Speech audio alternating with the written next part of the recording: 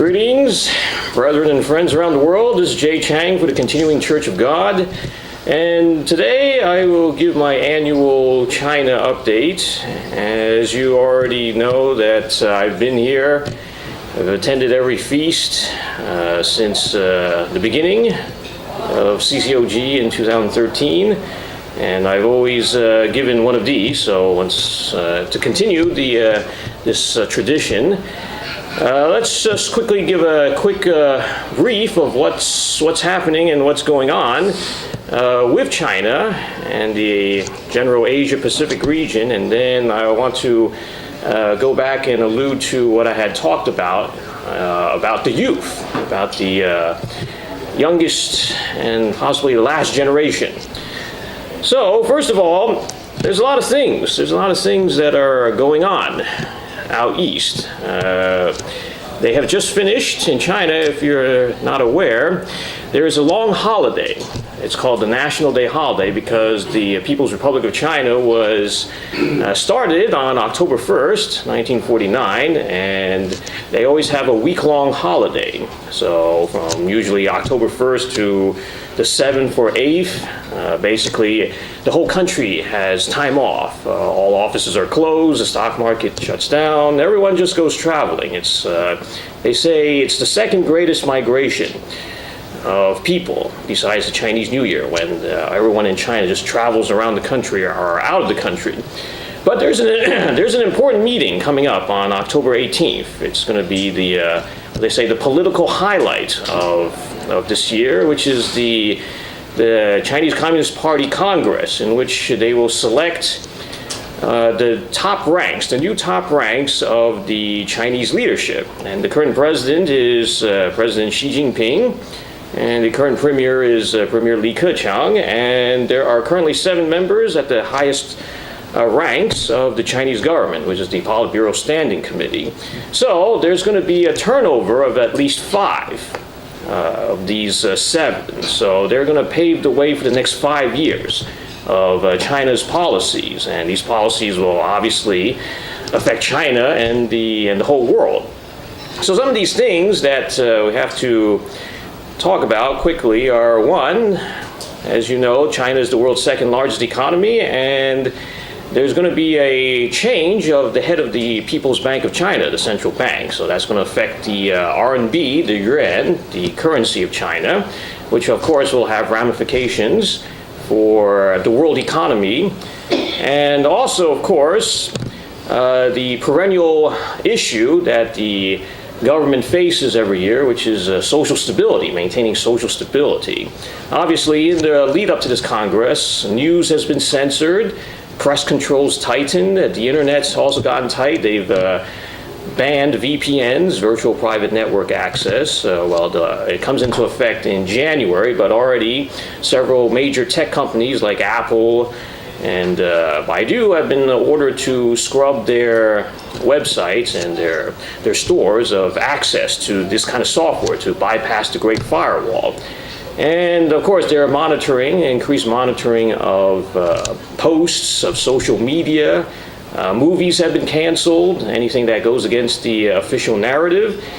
So yeah, this is a very, very important event. And obviously, President Xi wants this to go off without a hitch, because obviously he's trying to put his allies at the topmost ranks, which will define the government policy for the next 5 years. Also, the problem of North Korea. North Korea, obviously, is a perennial thorn that's being used by both sides, or all sides, China, Russia, and then we have the United States, Japan, South Korea. The leader of North Korea, Kim Jong-un, is very unpredictable. And there's rumors that there might be another nuclear test or missile test very soon. Of course, he's already sort of crashed the party at one time last year when, or was it a few months ago, when she was hosting an important meeting, and then he launched a missile. So obviously the Chinese government is sort of still weighing, what should we do about our ally, our so-called ally? we can expect that North Korea will continue its provocations. The Chinese are sort of ambivalent about what to do. They see, of course, North Korea as a good thorn against the U.S., but at the same time, they don't want the things to get so bad that they might have to take in a bunch of refugees and cause more instability. So this is something that will, of course, the world, especially between China and the U.S., will continue to look at. And of course, President Donald Trump, will be visiting Asia next month, and he will be making a state visit to China. So obviously, the optics for that trip are going to be quite important. And if you've been keeping up with the news lately about how there's various issues between China and the United States regarding trade, intellectual property protection, also, of course, South China Sea, and, of course, North Korea, the relations with the allies in the region. And then the issue of Hong Kong and Taiwan are always in the back burner. Hong Kong just recently had another protest against encroaching Chinese rule. As you may be aware, that in July 1st, there was a new chief executive sworn in Hong Kong, and there's a lot of people who don't like the current way the leader is selected. They want more democracy, and there's more calls for even eventual independence of Hong Kong from China. But of course, China is not going to allow that, and a lot of people are becoming both agitated and disillusioned about Hong Kong's status vis-a-vis the mainland. And of course, Taiwan, the current president of Taiwan, Tsai Ing-wen, basically Beijing has cut off all talks with her. They've cut communications because she obviously advocates for independence, eventual independence from the mainland, which is another thing that China will not permit. So things have been frosty across the Taiwan Straits. This is another flashpoint, a potential flashpoint. And then also recently there's been some news out of Xinjiang, the western region of China, very vast, bordering the Central Asian republics, and China's been cracking down on the Muslims, on the Islamic religion. They fear increased radicalization. They've ordered mosques to be closed, and basically men need to shave their beards, turn in their cell phones, turn in the Quran. Basically, they're very afraid of the current trend of radical Islamic terror. So they've been getting very tight on the West there. So these are some of the events currently as of October 2017. However, the sermonette that was done previously, I mentioned about the youth in around the world, the population of the youth, and how many youth are in around the world. We know that China's population is the world's largest. They have 1.4 billion people. And combined with India, the second largest, is another 1.2 billion, which means that these two Asian giants have about a third of the world's population just between these two. And as I had mentioned in the previous sermonette, that at least 1.8 billion people are under the age, or between the ages of 0 to 14. So you can imagine that, according to some statistics I looked up, in China there are, from 0 to 14, it's about 16.5% of the population is under or between 0 and 14. So you can imagine this is a very large group of people.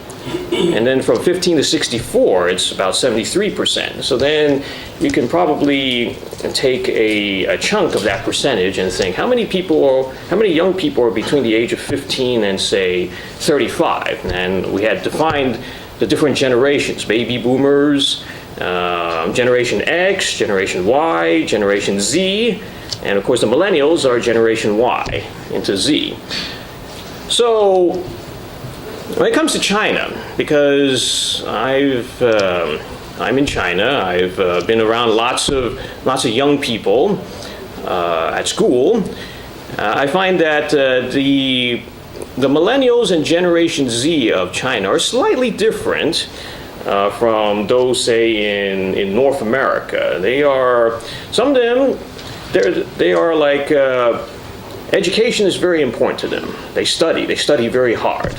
Okay, some of them, not all. Okay, and you might be surprised to know that some of these students, you might have the thought that, Chinese are good at math and science. Well, not all of them are. Okay, so I just want you to know that. But they study hard. Of course, they're also very interested in technology. They're also very interested in social media. They're very interested in actually like the latest fads and trends, like most teenagers are. But there's also something that I've discovered is that they actually have perhaps a nascent but strong interest in how world events are shaping up, because China has benefited a lot from globalization. China, in about 30 years, a little over 30 years, has rocketed to become the world's second largest economy. And this generation, the generation X, Y, and Z have benefited the most from this opening up. So this generation is actually very much attuned to what is going on in the world. And a lot of these Chinese who want to leave the mainland for better opportunities elsewhere are, furiously studying up, furiously learning about learning English. They're learning other people's or other countries' cultures and languages. They really want to drive the next phase of development. So then, what does this have to do with what's going on with, if anything, what's going on with Church of God or other religious things that are going on? Well, the Chinese Christian population continues to grow. As you may be aware, there's underground churches, there's state-sanctioned churches, and then there's international churches. Now, in international churches, you can only attend by passport. Okay, passport holders only. They segregate the mainland, the locals, from the foreigners. And then the 5 state-sanctioned churches, Catholic and Protestant, those are where most of the locals go, monitored by the government. And then finally, there's a lot of underground worshiping in Christians in house churches, and most of these are Protestant, although there are some other sects. The thing I want to just turn your attention to is there's 3 verses. The first is Matthew 8, verse 11. Matthew 8, verse 11. And a similar one would be Luke 13:29. We'll go there in a moment. But Matthew 8:11 says, "And I say unto you that many shall come from the east and the west, and shall sit down with Abraham and Isaac and Jacob in the kingdom of heaven." And then in Luke 13:29, it says, "And they shall come from the east and from the west and from the north and from the south, and shall sit down in the kingdom of God." So, making the connection, we find that a quarter of the world's population today is comprised of Generation Z and the millennials, and also some Generation X. But a large number are from these two. And given that China's population is over 1.4, you can say there's a lot of young people.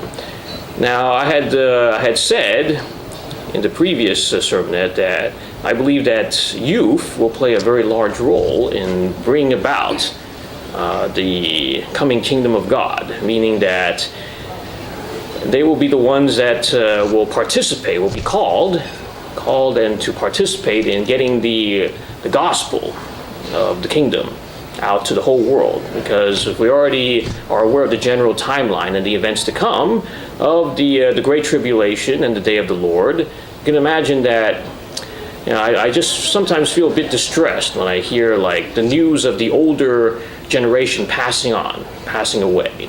And there needs to, of course, the church will survive.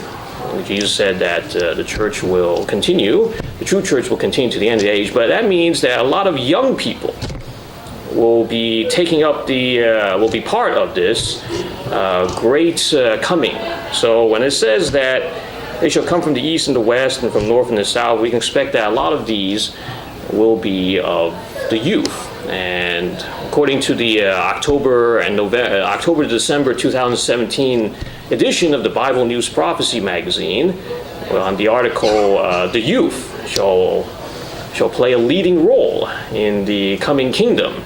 So we can expect that they will assist. They will assist in getting the word out. And of course, with Matthew, the last verse is Matthew 24:14, which is one that we are quite familiar with. And this gospel of the kingdom shall be preached in all the world for a witness unto all nations, and then the end shall come.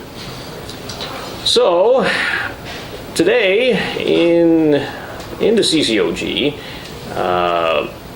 we're still getting an outreach out to the world in many different languages. And right now in Africa, it seems we have the most growth. Asia is still relatively quiet, but the materials are still going out. We're still, Cogwriter and ccog.org are being accessed every day in the People's Republic and elsewhere in Asia. And literature has been sent. Literature continues to be sent. But the thing is, right now there is not much of an active presence, but there is an active outreach. But the time will come. The time will come when, as China continues to open up, integrate itself with the rest of the world, and as more and more become aware of what world events are leading towards, they will receive more of the message. And I also want to say that another reason why it's kind of hard to get messages into China is because they block YouTube, and so they can't really watch the COG, continuing COG channel or Bible News Prophecy, because unless you have a VPN. But yes, the word is going to get out, the message will get out, and the gospel will be proclaimed to all the people, especially in Asia and among the young. So, in summary, we should continue to pay attention to what is going on in Asia, because Asia will play a big role in the coming future, and a lot of the young generation will have a role to play in bringing about the spreading of the gospel message. And this is Jay Chiang for the Continuing Church of God.